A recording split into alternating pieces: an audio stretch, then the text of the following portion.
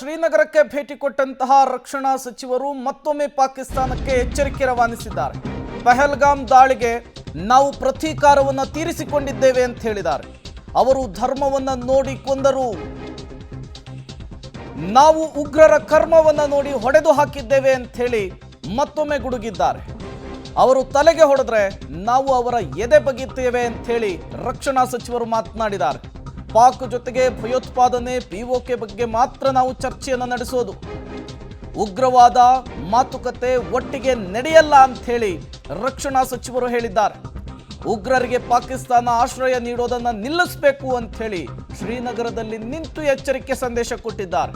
ಶ್ರೀನಗರದಿಂದ ರಾಜನಾಥ್ ಸಿಂಗ್ ಪಾಕಿಸ್ತಾನಕ್ಕೆ ಮತ್ತೊಮ್ಮೆ ಎಚ್ಚರಿಸುವಂತಹ ಕೆಲಸವನ್ನು ಮಾಡಿರುವಂಥದ್ದು. माता की भारत माता की भारत माता की गुड।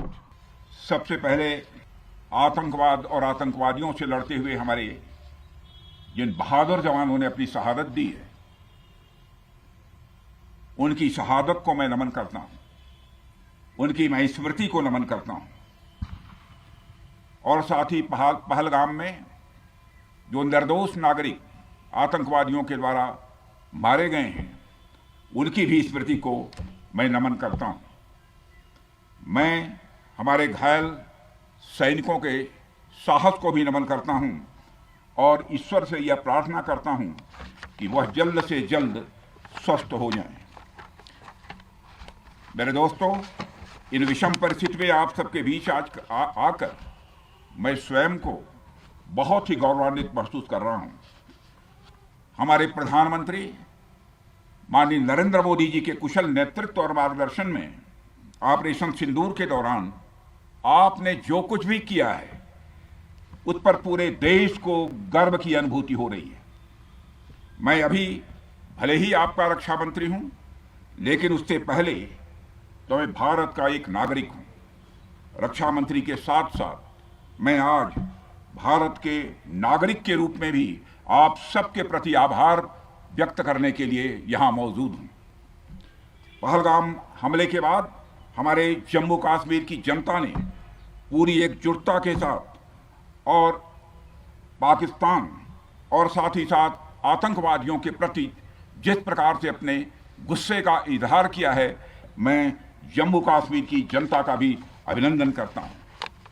मेरे साथियों, आपकी उस ऊर्जा को महसूस करने आया हूं जिसने दुश्मनों को नष्ट नाबूद कर दिया है।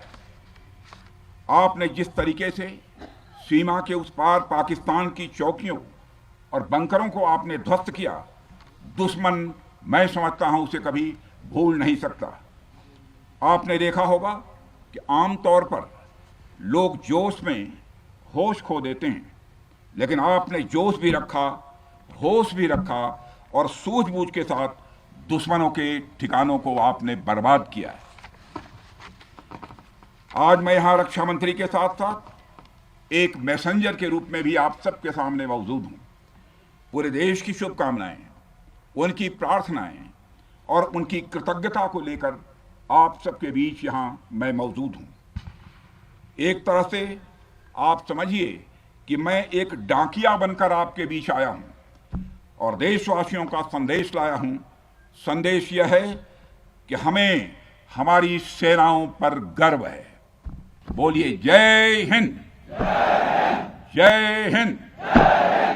यहाँ का घोष वाक्य क्या है? ಮತ್ತಷ್ಟು ಡೀಟೇಲ್ಸ್ ಅನ್ನು ಕೊಡ್ತಾರೆ ನಮ್ಮ ಪ್ರತಿನಿಧಿ ಶಬೀರ್, ನೇರ ಸಂಪರ್ಕದಲ್ಲಿ ಜಾಯ್ನ್ ಆಗಿದ್ದಾರೆ. ಶಬೀರ್, ಆಪರೇಷನ್ ಸಿಂಧೂರ ಅದಾದ ಮೇಲೆ ಮೋದಿ ಕೊಟ್ಟಂತಹ ಎಚ್ಚರಿಕೆಯಿಂದ ಶೇಕ್ ಆದಂತಹ ಪಾಕಿಸ್ತಾನಕ್ಕೆ ಇವತ್ತು ಶ್ರೀನಗರದಲ್ಲಿ ನಿಂತು ರಕ್ಷಣಾ ಸಚಿವರಾಡಿರುವಂತಹ ಈ ಮಾತು ಮತ್ತಷ್ಟು ನಡುಕವನ್ನು ಹುಟ್ಟಿಸುತ್ತಾ ಅಂತ ಹೇಳಿ. ಖಂಡಿತ ಪ್ರೇಮ್, ನೋಡಿ, ಪ್ರಧಾನಿ ನರೇಂದ್ರ ಮೋದಿ ಅವರು ಅದಂಪುರ್ ಏರ್ ಬೇಸ್ ನಲ್ಲಿ ನಿಂತ್ಕೊಂಡು ಪಾಕಿಸ್ತಾನ ಮತ್ತೊಂದು ಕಡೆಗೆ ಭಯೋತ್ಪಾದಕರಿಗೆ ನೇರವಾದಂತಹ ಸಂದೇಶವನ್ನ ಕೊಡುವಂತ ಕೆಲಸವನ್ನ ಮಾಡಿದ್ರು. ಈಗ ಶ್ರೀನಗರದಿಂದ ರಕ್ಷಣಾ ಸಚಿವ ರಾಜನಾಥ್ ಸಿಂಗ್ ಅವರು ಕೂಡ ಭಯೋತ್ಪಾದಕರಿಗೆ ಮತ್ತೆ ಪಾಕಿಸ್ತಾನಕ್ಕೆ ಎಚ್ಚರಿಕೆಯನ್ನು ಕೊಡುವಂತ ಕೆಲಸವನ್ನ ಮಾಡ್ತಿದ್ದಾರೆ. ಇವತ್ತು ಅವರು ಶ್ರೀನಗರ ಮತ್ತೆ ಜಮ್ಮುವಿನ ಎರಡು ಪ್ರದೇಶಗಳ ಪ್ರವಾಸವನ್ನ ಹಮ್ಮಿಕೊಂಡಿರುವಂತದ್ದು ಮತ್ತೆ ಇಲ್ಲಿಯ ಪರಿಸ್ಥಿತಿಗಳ ಬಗ್ಗೆ ಒಂದಿಷ್ಟು ಪರಿಶೀಲನೆಯನ್ನು ಕೂಡ ಮಾಡ್ತಾ ಇದ್ದಾರೆ. ಮುಖ್ಯವಾಗಿ ಅವರು ಬಂದ ತಕ್ಷಣ ಅಲ್ಲಿರುವಂತಹ ಸೈನಿಕರನ್ನ ಉದ್ದೇಶಿಸಿ ಮಾತನಾಡುವಂತ ಕೆಲಸವನ್ನ ಕೂಡ ಮಾಡಿದ್ರು. ಏನು ಆಪರೇಷನ್ ಸಿಂಧೂರ ನಡೆದಿದೆ, ಮತ್ತೆ ಕಾಶ್ಮೀರದ ಗಡಿ ಭಾಗಗಳಲ್ಲಿ ಆಪರೇಷನ್ಗಳು ನಡೀತಾ ಇದಾವೆ, ಇದಕ್ಕೆ ಸಂಬಂಧಪಟ್ಟಂತೆ ಸೈನಿಕರ ಕೆಲಸವನ್ನ ಶ್ಲಾಘಿಸುವಂತ ಕೆಲಸವನ್ನ ಮೊದಲಿಗೆ ರಾಜನಾಥ್ ಸಿಂಗ್ ಅವರು ಮಾಡಿದ್ರು. ಇದಾದ ಬಳಿಕ ಪಾಕಿಸ್ತಾನಕ್ಕೆ ಮತ್ತೆ ಭಯೋತ್ಪಾದಕರಿಗೆ ನಿರಂತರವಾಗಿ ಎಚ್ಚರಿಕೆಯನ್ನು ಕೊಡುವಂತ ಕೆಲಸವನ್ನ ಮಾಡಿದ್ರು. ಮುಖ್ಯವಾಗಿ ಪಾಕಿಸ್ತಾನ ಈ ಹಿಂದೆ ನಾವು ಯಾವತ್ತೂ ಕೂಡ ಭಯೋತ್ಪಾದನೆಯನ್ನ ಪ್ರೇರೇಪಿಸಲ್ಲ, ಅದಕ್ಕೆ ಪೂರಕವಾದಂತ ಕೆಲಸವನ್ನ ಮಾಡಲ್ಲ, ಅದಕ್ಕೆ ಸಹಾಯ ಮಾಡಲ್ಲ ಅನ್ನುವಂತ ನಿಟ್ಟಿನಲ್ಲಿ ಸಾಕಷ್ಟು ಭರವಸೆಗಳನ್ನ ಕೊಟ್ಟಿದ್ರು. ಆದ್ರೆ ಭಾರತಕ್ಕೆ ಪದೇ ಪದೇ ಅದು ದ್ರೋಹ ಬಗೆಯುವಂತ ಕೆಲಸವನ್ನ ಮಾಡ್ತಾ ಇದೆ. ಈಗ ಪ್ರಧಾನಿ ನರೇಂದ್ರ ಮೋದಿ ಅವರು ಬಹಳ ಸ್ಪಷ್ಟವಾದಂತ ಸಂದೇಶವನ್ನ ಕೊಟ್ಟಿದ್ದಾರೆ. ಭಾರತದ ಮೇಲೆ ಯಾವುದೇ ದಾಳಿ ಆದ್ರೂ ಕೂಡ ಅದನ್ನ ನಾವು ಯುದ್ಧ ಅಂತ ಕನ್ಸಿಡರ್ ಮಾಡ್ತೀವಿ, ಮತ್ತೆ ಪಾಕಿಸ್ತಾನದಿಂದ ಆಗ್ತಿರುವಂತ ಯುದ್ಧ ಅಂತಾನೆ ಅದನ್ನ ನಾವು ಕನ್ಸಿಡರ್ ಮಾಡ್ತೀವಿ. ಅದಕ್ಕೆ ಕೊಡುವಂತ ಪ್ರತಿಕ್ರಿಯೆ ಬೇರೆಯೇ ಆಗಿರುತ್ತೆ ಅನ್ನುವಂತ ನಿಟ್ಟಿನಲ್ಲಿ ಇಬ್ಬರಿಗೂ ಕೂಡ ನೇರವಾದಂತ ಎಚ್ಚರಿಕೆಯನ್ನು ಕೊಡುವಂತ ಕೆಲಸ ಮಾಡಿದ್ದಾರೆ. ಇದ್ರ ಜೊತೆಗೆ ಏನು ಪಹಲ್ಗಾಮ್ ದಾಳಿಯಲ್ಲಿ ಕೆಲವು 4 ಜನ ಭಯೋತ್ಪಾದಕರಿದ್ರು, ಅವರು ಧರ್ಮವನ್ನ ಕೇಳಿ ಹೊಡೆಯುವಂತ ಕೆಲಸವನ್ನ ಮಾಡಿದ್ರು, ತಲೆಗೆ ಶೂಟ್ ಮಾಡುವಂತ ಕೆಲಸವನ್ನ ಮಾಡಿದ್ರು. ನಾವು ಅವರ ಕರ್ಮಗಳನ್ನ ನೋಡಿ ಎದೆಗೆ ಹೊಡೆಯುವಂತ ಕೆಲಸವನ್ನ ಮಾಡಿದೀವಿ. ಇದು ಇಲ್ಲಿಗೆ ನಿಲ್ಲೋದಿಲ್ಲ, ಎಲ್ಲವೂ ಕೂಡ ಮುಂದುವರಿಯುತ್ತೆ ಅನ್ನುವಂತ ನಿಟ್ಟಿನಲ್ಲಿ ಅವರು ಹೇಳಿಕೆಯನ್ನು ಕೂಡ ಕೊಟ್ಟಿರುವಂತದ್ದು ಒಂದು ರೀತಿಯಾದಂತ ಎಚ್ಚರಿಕೆಯ ಸಂದೇಶ. ಭಾರತದ ಸೇನೆ ಎಷ್ಟು ಶಕ್ತಿಶಾಲಿಯಾಗಿದೆ, ಹೊಸ ಟೆಕ್ನಾಲಜಿ, ಈ ಒಂದು ತಂತ್ರಜ್ಞಾನಗಳನ್ನು ಬಳಸಿಕೊಂಡು ಸೇನೆ ಮಾಡ್ತಿರುವಂತಹ ಕೆಲಸಗಳು, ಈ ಎಲ್ಲ ಆಧುನಿಕ ತಂತ್ರಜ್ಞಾನದಿಂದ ಸೇನೆ ಹೇಗೆ ಶಕ್ತಿಶಾಲಿಯಾಗಿದೆ ಅನ್ನುವಂಥದ್ದನ್ನು ಕೂಡ ದೇಶದ ಜನಕ್ಕೆ ಹೇಳುವಂತ ಕೆಲಸವನ್ನ ಕೂಡ ಮಾಡಿದ್ದು. ಈ ಒಂದು ಆಪರೇಷನ್ ನ ಸಂದರ್ಭದಲ್ಲಿ ದೇಶದ ಜನರು ಕೂಡ ದೊಡ್ಡ ಮಟ್ಟದಲ್ಲಿ ಸಹಕಾರವನ್ನು ಕೊಟ್ಟಿದ್ದಾರೆ. ಅವ್ರಿಗೂ ಕೂಡ ನಾನು ಧನ್ಯವಾದವನ್ನ ತಿಳಿಸ್ತೀನಿ. ಮುಂದಿನ ಹಂತಗಳಲ್ಲಿ ಪಾಕಿಸ್ತಾನ ಏನಾದರೂ ಭಾರತದ ವಿರುದ್ಧ ತಂಟೆಗೆ ಬಂದ್ರೆ ಅದಕ್ಕೆ ಬುದ್ಧಿ ಕಲಿಸುವಂತ ಕೆಲಸವನ್ನ ಕೂಡ ಮಾಡ್ತೀವಿ ಅನ್ನುವಂತ ನಿಟ್ಟಿನಲ್ಲಿ ಶ್ರೀನಗರದಿಂದ ನೇರ ಸಂದೇಶ ಕೊಡುವಂತ ಕೆಲಸ ರಾಜನಾಥ್ ಸಿಂಗ್ ಮಾಡಿದ್ದಾರೆ. ಪ್ರೇಮ್. ಶಬೀರ್, ಈ ಹಿಂದೆ ಕದನ ವಿರಾಮ ಘೋಷಣೆ ಆದಾಗ ಭಾರತೀಯ ಸೇನೆ ಒಂದನ್ನ ಸ್ಪಷ್ಟವಾಗಿ ಹೇಳಿತ್ತು, ಭಯೋತ್ಪಾದನೆಯ ವಿರುದ್ಧದ ಆಪರೇಷನ್ ಸಿಂಧೂರದ ಸಮರ ನಿಲ್ಲಲ್ಲ ಅಂತ ಹೇಳಿ.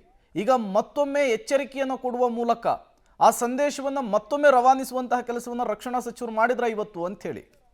ಪ್ರೇಮ್, ನೋಡಿ, ಭಾರತದ ನಿಲುವು ಬಹಳ ಸ್ಪಷ್ಟವಾಗಿದೆ.